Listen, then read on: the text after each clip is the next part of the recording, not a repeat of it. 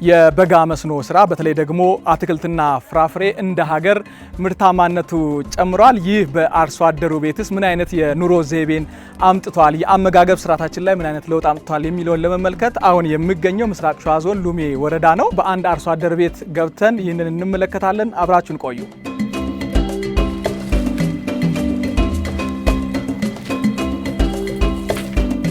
ጤና ይስጥልን፣ እንደምናችሁ? እንደና ደህና ዋልክ? ማሳ ድረስ መጣሁኝ። አይ ጥሩ ነው። እንታወቅ እስቲ፣ ማን እንበል? እኔ ሎሚ ደስ ይባላል። ይሄው እንግዲህ ከሸራ ዲባንዲባ ቀበሌ ለልጆች እንግዲህ ምሳል ሰራ ይሄንን ቀጣጥፌ ነው የመጣው። ሁሉም እዚሁ ነው እርሶ ነው የሰሩት ማለት ነው? ሁሉም እዚሁ ነው። አቮካዶ እዚህ ነው፣ ፓፓያው እዚህ ነው፣ ቀይ ስሩ እዚህ ነው፣ ካሮቱ እዚህ ነው፣ ጎመን እዚህ ነው። ያው ከጓሮ የምናገኘውን አሁን ለምሳሌ እንሰራ ነው። በጣም ጥሩ። አብረን እንግዲህ ምሳ ዛሬ አብረን ነው የምንበላው ማለት ነው? አብረን ነው የምንበላው። እንሰራለን። አሁን በጣም ጥሩ ገብተን እንሰራለን። ምን ላግዝ ታዲያ ነው? እሱን ነው። አዎ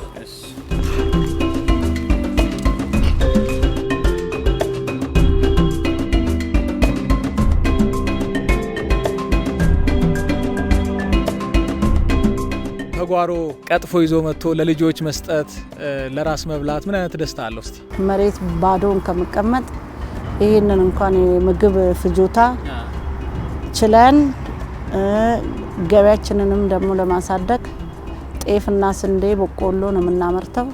በተጨማሪ ደግሞ አሁን ይሄንን እያመረትን ከጓሮ ቀጥፈን ለልጆቻችን ለራሳችንም እየተመገብን ነው። ይሄ የምታየው ሁሉ ከጓሮ አብረን ያመጣ ነው።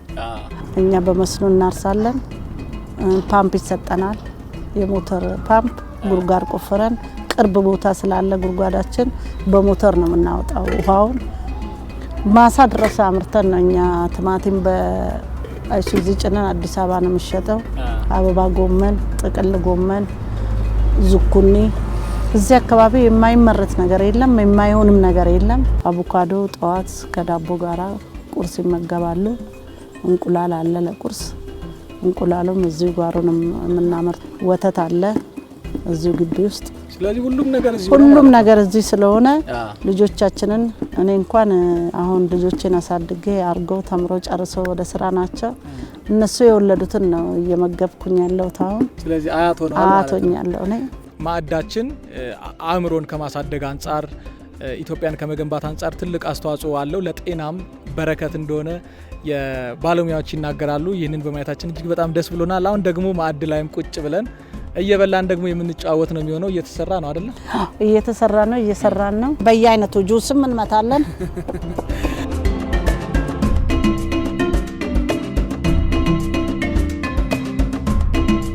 ተመሳሳይ ምግቦች ላይ ነበረ ትኩረት ተደርጎ ሲመገቡ የነበረው አርሶ አደሩ። ጤፍ፣ ስንዴ፣ በቆሎ እነኚህን የመሳሰሉት እና ጥራጥሬ ነበረ። ግን አሁን በተደጋጋሚ በተለያየ ስልጠና ላይ ግንዛቤ ስላገኘ የጓሮ አትክልት ላይ ትኩረት እያደረገ በጓሮ ብዙ ነገሮች ሆም ጋርደን ላይ ብዙ ስራ እየሰራ ከፍራፍሬውም ከቬጂቴብሉም ከእንስሳት ተዋጽኦም በግቢው በመስራት ኒውትሪሽን ተወካይ የሆነ ምርትን እያመረተ እየተጠቀመ ነው ያለው። በአሁኑ ሰዓት የመቀንጨርን ችግር ለመቀነስ ወይም ለማጥፋት ምንድነው መጀመሪያ ግንዛቤ ነው።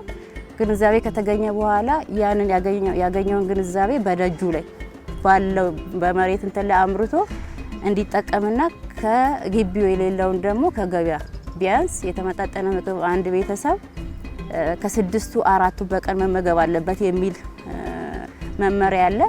አሁን እዚህ ጋር እንደምናየው ፉል ፓኬጅ ነው ማለት ነው በኒውትሪሽን እና ሙሉ ነው እየተጠቀመ ያለው ይሄ ቤተሰብ። ሁሉም ጋር በተመሳሳይ አለ ማለት ነው።